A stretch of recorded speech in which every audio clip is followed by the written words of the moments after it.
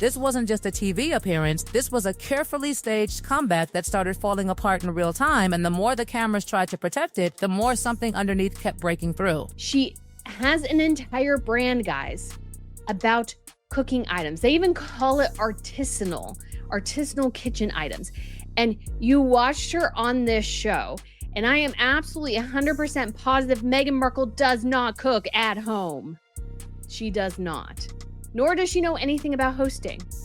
Because when the comment she made about hosting, all I can think of is, honey, you never host. You have an army of people in the kitchen doing the work for you. You're not doing the work. Everything about this moment was supposed to work. The lighting was perfect. The applause landed exactly on cue. The music carried her in like a polished return to form. Even the timing of that surprise call from Prince Harry felt engineered down to the second. But here's the problem nobody could fully hide the closer you watched. The more it didn't feel natural, it felt managed. Controlled, almost rehearsed to the point where the cracks started becoming louder than the performance itself, because once the conversation actually started, something shifted. The words sounded right, but they didn't land right. Every sentence carried the tone of confidence, but none of it felt anchored. And that's when the smallest moments started turning into the biggest clues. The pauses, the redirections, the way simple questions didn't get simple answers. It wasn't one mistake. It was a pattern quietly forming in front of everyone watching. Me, this is ridiculous. So any guest on MasterChef say, well, okay,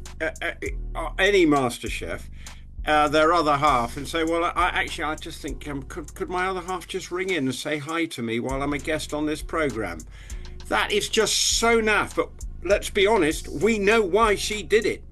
It is to prove her royal credentials. And then comes the part that changes everything, the missing footage. The sections nobody saw. The edits nobody questioned at first. Because this wasn't just any appearance. She walked into that kitchen carrying an entire image. A lifestyle brand. A persona built around effortless cooking, hosting, elegance. This wasn't a risk. It should have been her safest stage. So why did the simplest question feel like the most dangerous one? When she was asked to name her favorite dish to cook, that should have been the easiest win of the entire episode. No pressure, no cooking, just one answer, one dish, one real example, something personal, something grounded. But instead of a dish, the answer turned into something else entirely. A cloud of descriptions. Preferences, categories, Harry likes this, she prefers that. Flavors, ingredients, styles, everything except the one thing that mattered. No actual meal, no name, no memory tied to something real. And this is where it starts getting uncomfortable, because the more she spoke, the further away the answer seemed to get. It sounded polished, it sounded curated, but it didn't sound specific. And in a kitchen, specificity is everything. So what happens next? The conversation drifts. Suddenly, it's about pronunciation, herbs, accents, side topics, safe territory, because staying in that lane meant never having to return to the question she couldn't quite answer. And that moment right there, that's not just awkward, that's revealing, because this wasn't about someone casually enjoying food. This was about someone presenting themselves as an authority in that space, someone who understands cooking, hosting, family, meals, the emotional connection behind it all. And when given a global platform to prove that with one clear example, the example never came. Instead, the language stayed in branding mode, fresh, seasonal, balanced, words that belong on labels, on packaging, on campaigns, but not in the middle of a real kitchen conversation where people are expecting something concrete. And then, almost perfectly on cue, the focus shifts again. The phone call. The timing was so precise, it almost felt like a reset button being pressed in real time. Because suddenly, the conversation wasn't about food anymore. It wasn't about technique or knowledge or answers. It was about something else entirely, something far more powerful in terms of attention. Prince Harry appears.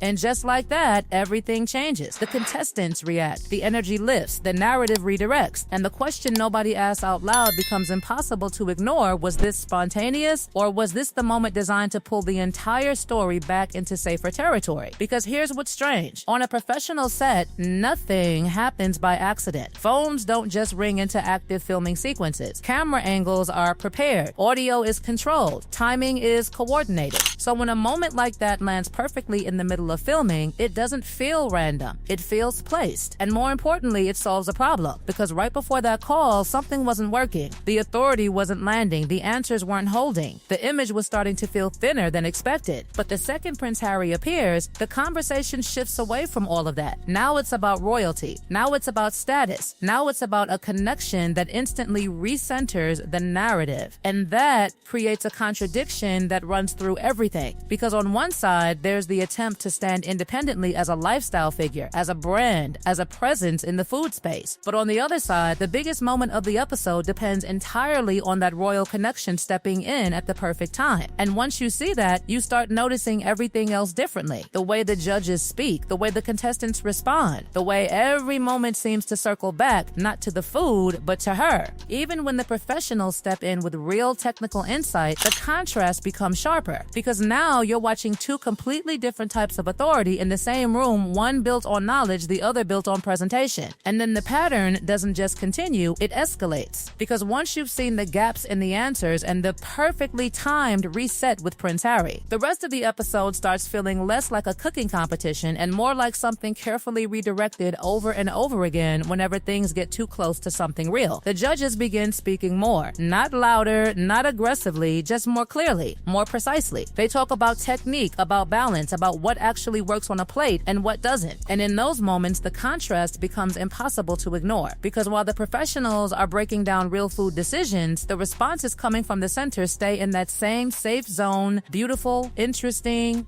meaningful, creative, words that sound right but don't actually guide anything. And then it happens again. Another opportunity to take control. Another moment to show clarity. She's asked what she would cook from the ingredients in front of her. This is the second chance. The reset after the earlier hesitation. And once again, the answer doesn't land in one place. It stretches. It moves. It keeps adding options instead of choosing one. Pesto appears. Pasta is mentioned. Fish comes into the conversation. And suddenly it's not an answer anymore, it's a list trying to become one. And the moment a host quietly steps in to finish that drifting sentence, that's when the illusion slips again. Not dramatically, not loudly, just enough for anyone paying attention to feel it. Because this isn't about one weak answer. It's about a pattern where every clear question leads to something slightly unclear in return. And then the focus shifts to the contestants. But even that shift doesn't stay where it should. Because instead of the competition taking over, the energy keeps circling back. Every dish becomes about impressing her. Every comment returns to her reaction. Even when a contestant is building something deeply personal, something tied to culture and background, the moment doesn't stay with them. It loops back. And that's where the atmosphere starts changing. Because a competition needs space for the contestants to exist. But here, the space feels occupied, controlled, directed. Then comes one of the strangest sequences in the entire episode, the time call. A simple moment, normally fast, normally loud, one announcement and the kitchen moves on. But here, it turns into something else completely. Instead of addressing the room, she walks to each contestant individually, one by one, eye contact, personal delivery, waiting for acknowledgement,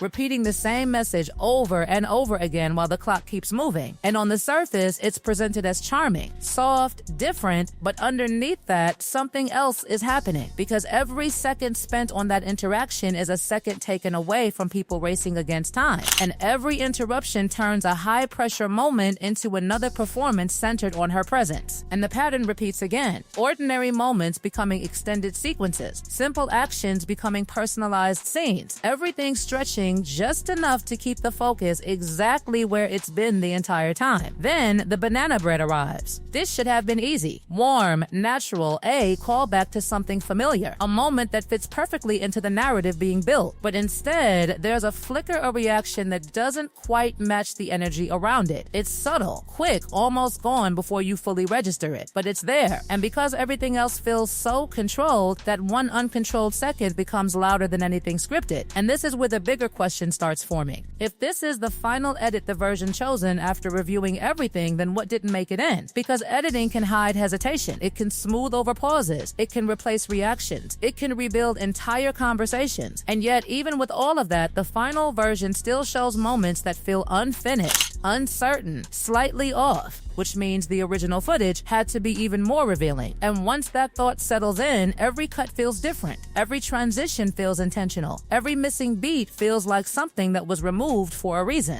Then we reach the final contradiction that ties everything together, the identity. Because throughout the episode, there's a constant push and pull. On one side, she's presented as an independent figure, a businesswoman, a lifestyle voice, someone building something in the food space. But on the other side, the biggest reactions, the biggest moments, the strongest shifts in energy all come from something else entirely. The royal connection. Even the introduction evolves. The wording changes. Certain labels disappear. Others expand. And that alone suggests something deeper happening behind the scenes, because shows don't usually adjust language that carefully unless someone insists on it. And when you step back and look at the full sequence, it stops feeling like a single appearance. It starts looking like a constructed narrative that needed constant adjustment to stay intact, because the environment was safe, the questions were controlled, the people were supportive, the setup was designed to succeed. And yet, hesitation still appeared, answers still drifted, moments still needed redirecting.